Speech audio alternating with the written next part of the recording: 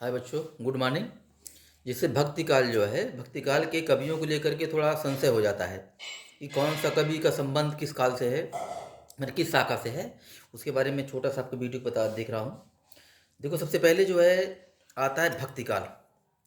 मैंने भक्ति काल जो है, भक्ति काल को सबसे पहले दो भागों में बांटा गया है। पहला क्या है? निर्गुण। क्या है? निर्गुण है। दूसरा क्या है? सगुण। निर्गुण का मतलब होता है जो निराकार ईश्वर की बात करते हैं, ईश्वर का कोई आकार नहीं है। सगुण का मतलब ये लोग मूर्ति पूजा की बात करते हैं। कौन? सगुण। क्लियर हो गया?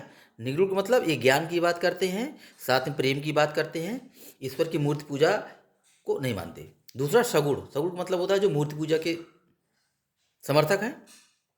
अब देखो, निर्गुण को भी दो भागों में बांटा गया है। पहला क्या है? ज्ञान मार्गी। क्या है? ज्ञान मार्गी है। ये ज्ञान की बात करते हैं, पाखंड का अंधविश्वास का विरोध करते हैं। इसके जो प्रतिनिधि कवि कौन? कबीर दास है। कौन है? कबीर दास जी हैं। दूसरा क्या है? प्रेम मार्गी। माने ये प्रेम के द्वारा ईश्वर को प्राप्त करने का साधन मानते हैं। किसको? प्रेम को मानते हैं, प्रेम की बात करते हैं।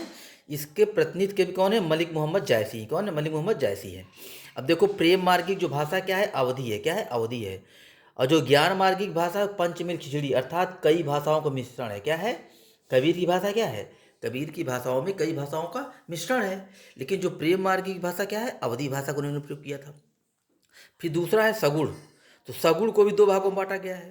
पहला क्या है? राम भक्ति शाखा, अर्थात जो राम की भक्ति करते हैं, राम के संबंधित जो काव्य लिखा था, उसके जो प्रतिनिधि कवि कौन? तुलसीदास जी। कौन है? तुलसीदास जी हैं। इन्होंने अवधि भाषा का प्रयोग किया है। किसका? अवधि भाषा का प्रयोग किया है। दूसरी शाखा क्या है? कृष्ण भक्ति। क्या है? कृष्ण भक्ति, अर्थात जो कृष्ण की बात करते हैं, मैंने कृष्ण भक्ति। तो उसमें सबसे प्रतिनिधि कवि कौन है? मेन सूरदास है। कौन है? सूरदास। इन्होंने भी किसका? ब्रज भाषा का प्रयोग किया है। क्या? इसका? कृष्ण भक्ति शाखा के सभी कवि किसके का संबंध किससे था?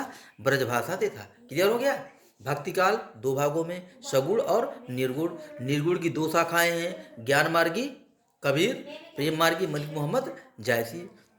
सगुण, सगुण की दो शाखा है। सगुण में कौन कौन है? एक राम भक्ति और दूसरा क्या है? कृष्ण भक्ति। राम भक्ति का मतलब राम से संबंधित काव्य। कृष्ण भक्ति के संबंध है कि कृष्ण भक्ति से संबंधित उन्होंने काव्य लिखा है। क्लियर हो गया? ये यानी भक्ति काल के कवि जो हैं, जैसे कबीर दास का संबंध ज्ञान मार्गी से है, मलिक मोहम्मद जायसी का संबंध किससे है? प्रेम मार्गी से है। तुलसीदास का संबंध राम भक्ति शाखा से है। सूरदास का संबंध किससे है? कृष्ण भक्ति शाखा से है। हो गया? क्लियर हो गया?